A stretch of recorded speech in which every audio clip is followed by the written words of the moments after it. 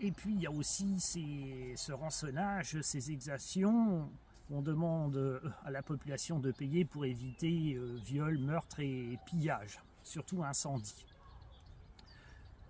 Ce qu'il faut savoir de Lémont, c'est que Lémont appartient à une abbaye, mais pas une abbaye proche, Saint-Denis de Paris. Elle sera cédée seulement après au duc de Lorraine.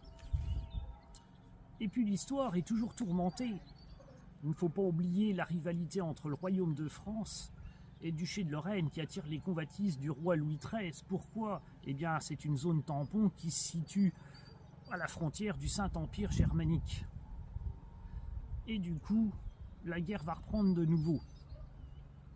Et on en connaît la suite, surtout les Lorrains, c'est la défaite et le rattachement au royaume avec le démantèlement bien sûr des cités fortifiées et les destructions qui ont été encouragées pendant cette période.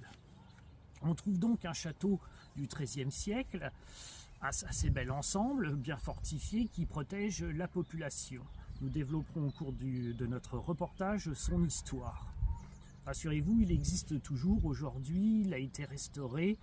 On en trouve chambre d'hôtes agréables, et puis restaurant et petits bistrots pour se désaltérer au cours de vos balades.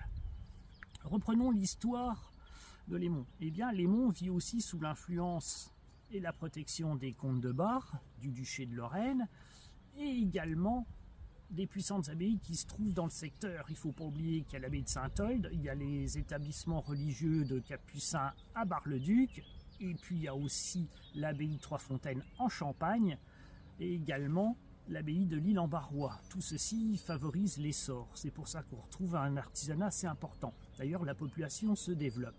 À la Révolution française, Lémont est relativement épargné comme la plupart de la Meuse. Bien sûr, les abbayes et biens de l'église sont saisis et vendus comme biens nationaux, et certains châteaux disparaissent. Malgré tout, la vie continue. Les campagnes napoléoniennes n'influencent pas trop le cours de la vie de Lémont. Il faudra attendre 1870. Alors là, il n'y a pas de dévastation et de désolation. Heureusement, me direz-vous. Mais c'est surtout qu'il va falloir payer des dommages de guerre et des prélèvements, ce qui va entraîner des famines et des épidémies de choléra qui vont bien faire encore baisser la population.